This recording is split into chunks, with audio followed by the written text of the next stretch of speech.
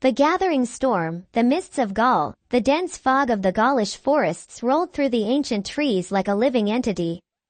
It clung to every branch, every leaf, and whispered through the underbrush, obscuring the world beyond.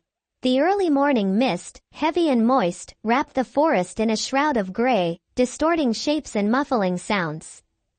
It was within this spectral veil that Aemon, a young druid of Gaul, made his way with determination.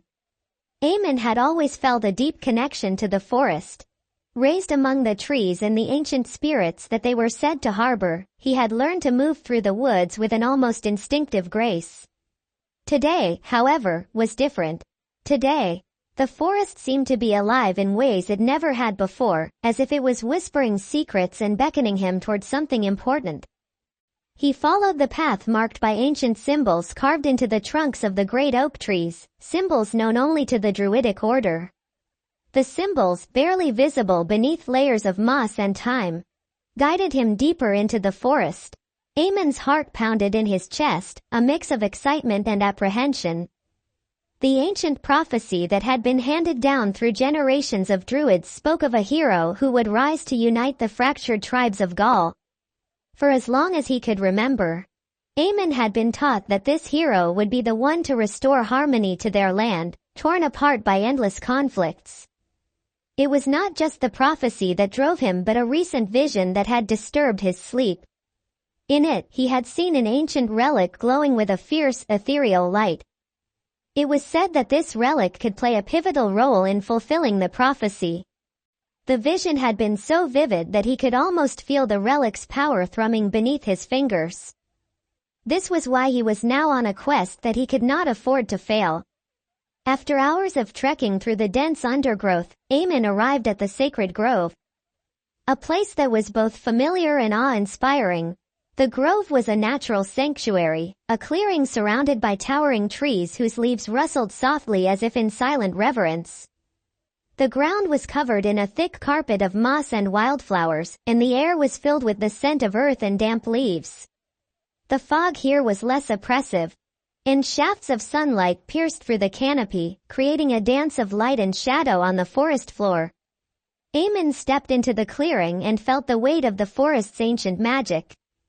This was a place where the boundary between the mortal world and the spirit realm was thin. The druids often came here to commune with the spirits and seek guidance from their ancestors. He could sense the presence of the elders even before he saw them.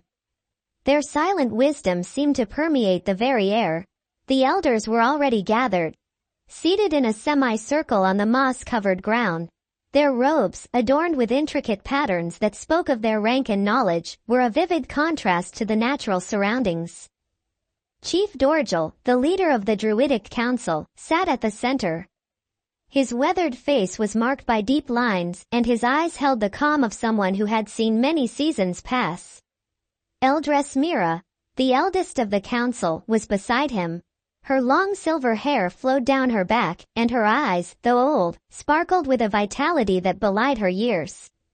The other elders, equally wise and venerable, filled the remaining places, each embodying the spirit of the forest in their own way. As Aemon approached, the elders' gazes turned to him. There was a mixture of curiosity and skepticism in their eyes. Chief Dorgel, whose presence seemed to command the very essence of the grove, rose to his feet and nodded in acknowledgement. "Aemon," he said, his voice resonating with authority. "You come with a purpose.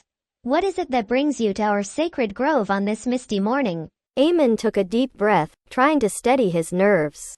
"Chief Dorgel, Eldress Mira, honored elders," he began, his voice steady but filled with reverence. "I have come seeking your guidance.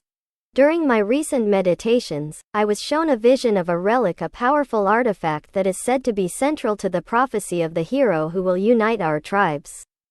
The elders exchanged glances, their expressions unreadable. Eldress Mira's eyes narrowed slightly as she studied Aemon. "A vision, you say? And this relic? What do you know of it?" Aemon reached into his satchel and produced the relic. It was an amulet, its surface covered in intricate, ancient runes that seemed to shimmer with an inner light.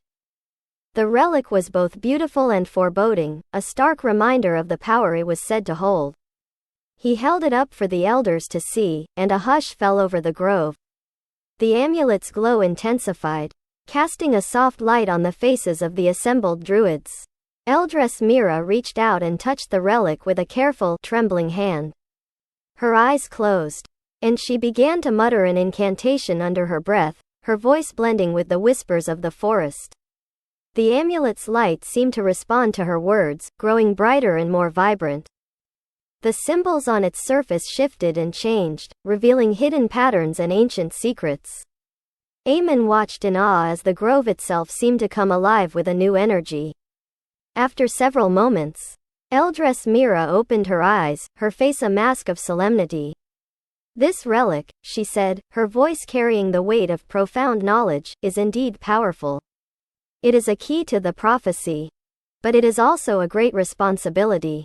The prophecy speaks of a hero who will unite the fractured tribes, but it also warns of the dangers that lie ahead."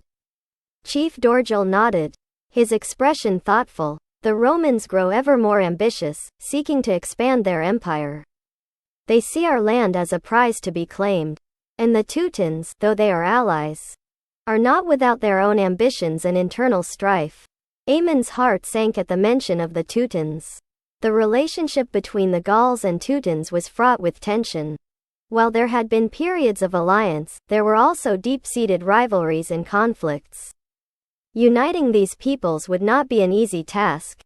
"The relic may be the key to overcoming these challenges," Eldress Mira continued, "but it is not a guarantee. The path ahead will be fraught with trials. You must seek the counsel of the Teutons and prepare for the conflicts that are to come." Aemon nodded, understanding the gravity of his task. "I will do as you have instructed. I will seek out the Teutons and strive to unite our people. But I will need your guidance and support." Chief Dorgil placed a reassuring hand on Aemon's shoulder. "You have our support, Aemon. We will aid you in any way we can. The fate of our land rests upon your shoulders, and the prophecy may yet come to pass through your actions." Aemon felt a surge of determination. The journey ahead would be arduous and fraught with peril, but he was ready to face it. He took a deep breath and turned to leave the grove, the relic securely in his grasp. As he stepped back into the mist-shrouded forest, he could sense the weight of his mission bearing down on him, but he also felt a glimmer of hope. The forest seemed to part before him, guiding him toward his destiny. Aemon knew that the path to uniting the tribes of Gaul would be long and difficult. The Romans would not be easy adversaries, and the Teutons would not be easily swayed. But the relic, with its ancient power and the prophecy that it represented, gave him hope that a new dawn was possible. As he made his way through the forest, the mist began to lift, and the first rays of sunlight pierced through the canopy, illuminating his path. The journey had just begun, and the fate of Gaul rested in his hands. Aemon was determined to see it through, no matter the cost. He could not help but think of the prophecy, of the hero who would rise to bring unity to the fractured tribes. Could he be that hero? The thought was both exhilarating and terrifying. But for now, all he could do was take one step at a time and hope that the relic would guide him toward a future where peace and harmony might once again reign in Gaul.